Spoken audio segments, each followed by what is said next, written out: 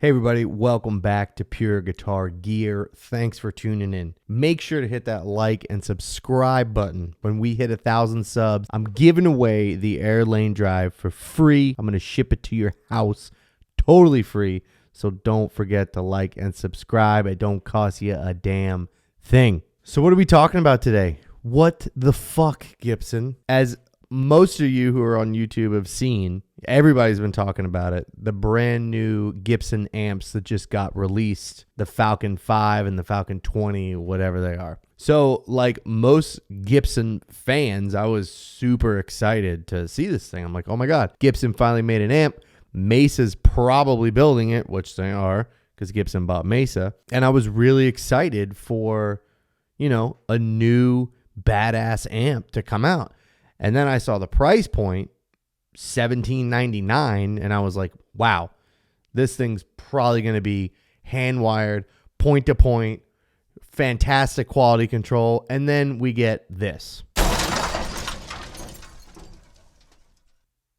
Now, don't go shitting on Gibson just yet, because this is not just a Gibson problem. This is any big guitar amp manufacturing problem. So all of these companies are lying to us, and they're really preying on people who don't have enough time to do research and really look, and they're putting out crap like this: printed circuit boards, shitty construction, slapped together, and then they're charging you $2,000 for a piece of junk that as soon as the PCB board breaks or something goes wrong with the amp, you're going to take it to a shop and they're going to be like, unless it's under warranty, they're going to have to probably get a new board. This Gibson amp, the freaking tubes are soldered to the board. Now, I'm not shitting on all like PCB printed amps because there's some good ones. One of my favorite YouTube channels, Sonic, he's like an amp tech in Nashville. He goes through all this,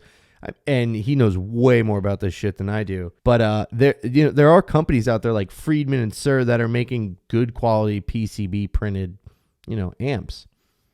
But all of these companies are doing this. You're going out there paying $1,800 for an amp that, well, first off, is brand new. Like, you don't even know if it's going to be good in the long run, or how it's even going to sound. Really, you watch all these YouTube videos, but basically all of these YouTube videos are people like, hey, Gibson, play my shit. Gibson, they send them an amp, they play it, and they hype it up for sure. I literally haven't seen one bad review on this amp, which is insane. So, like I was saying, it's not just Gibson. Look at companies like Fender and Vox. Like, Voxes aren't even made in England anymore. They're made in China or in Indonesia, wherever the hell they're made. And they're same thing, printed circuit board bullshit, and they're charging you, $1,500. I mean, how much is a Vox AC30? And like a deluxe reverb. These amps are not cheap. These aren't cheap amplifiers. You at this point, you're paying all this money for something that is garbage. It's garbage, So in true Pure Guitar Gear fashion, we are going to be offering solutions to problems. So first off, any regular kind of guitar player is just starting out and it's got a little bit of cash laying around. It's like, you know what? I'm going to go get a brand new deluxe reverb. In 1965, that was a fantastic idea. Now, not so much. You go spend, $1,400 on a deluxe reverb where the stock speaker is dog shit and you need to change it out. So you're another $200 for a decent speaker. And then you still have a mediocre amp and you're almost $2,000 in the hole. So here's the solution. I did a little digging on Reverb and locally actually on Facebook Marketplace. There is so many better options out there for you to buy than to go get a run-of-the-mill Vox AC30 or a deluxe reverb or, the Gibson fucking Falcon, whatever, Falcon 20, whatever it is. There's so many better options, just the run-of-the-mill bullshit out there. One cool thing about boutique amps is, they're a little more expensive new, but guess what? There's a lot more amateur, mediocre guitar players out there that don't know what certain boutique amps are, so they're usually hard to sell. So if you can go get a boutique amp pretty cheap, or not, you don't even have to go super obscure boutique.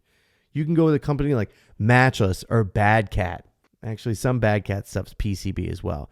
And there's companies out there like Friedman or Sir or even the Paul Reed Smith amps that are not pumping the same garbage down your throat that these big companies are just like killing you.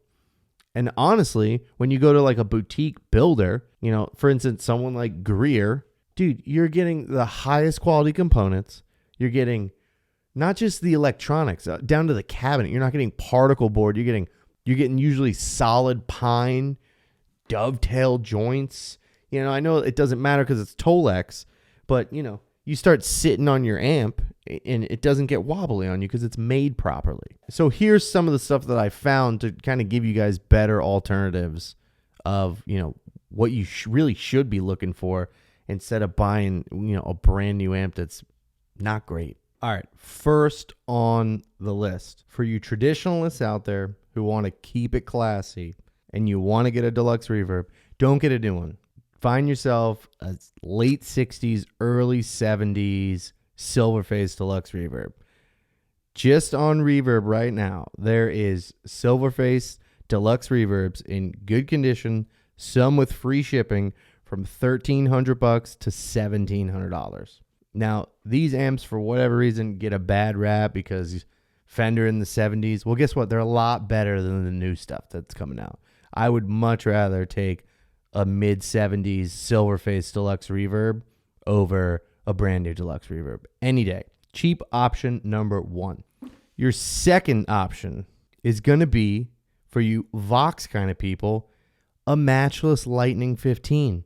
You can get a Matchless Lightning 15 non-reverb right now on Reverb for $1,600 to $2,000. That is a overbuilt Matchless. Any of you guys know about Matchless? They're extremely overbuilt amps. They're super heavy and they're super well made. Some people, the Matchless thing's not their thing, but it's based off of Vox. And let's be real, you're not bringing an AC30 to a gig. If you are, you're insane because they're so loud. You're probably going to bring an AC15. The Vox Lightning 15 is an incredible amp. I have one. I'm not just shilling because I have one. They're fantastic. And if somebody said, hey, you got $1,600, you go have a Matchless Lightning 15, or you can have this new Gibson Falcon 20. No brainer, dude. Come on. Next. The next amp we're looking at is another shill for me, I guess.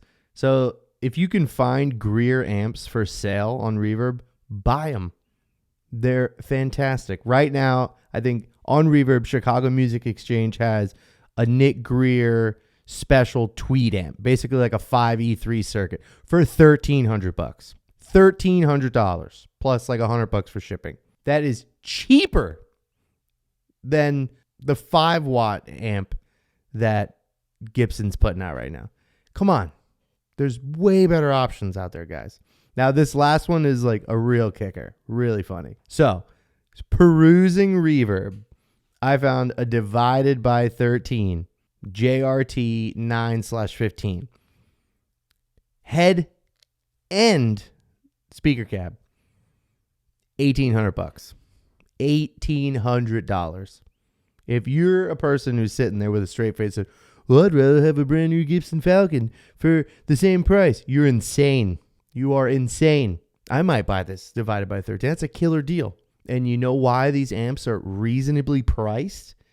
Is because, most people aren't looking for these amps, or they automatically hear boutique and they go, oh my God, it's going to be so expensive. But it works in the benefit of the player.